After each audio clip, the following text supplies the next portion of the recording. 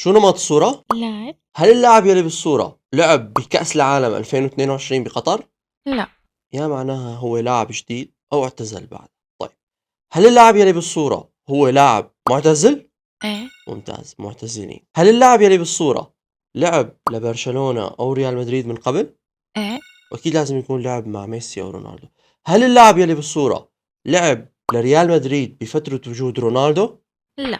معناها لعب مع برشلونة بفترة وجود ميسي.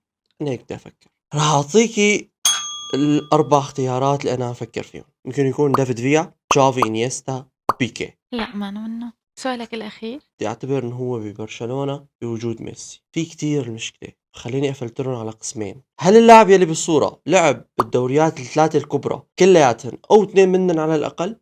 ايه. مين في عنا لعب مع ميسي واعتزل؟ ابراهيموفيتش، فابريكاس كمان. بدي أكب واحد من هدول الاثنين. طيب، هل اللاعب يلي بالصورة هو ابراهيموفيتش؟ صح، برافو.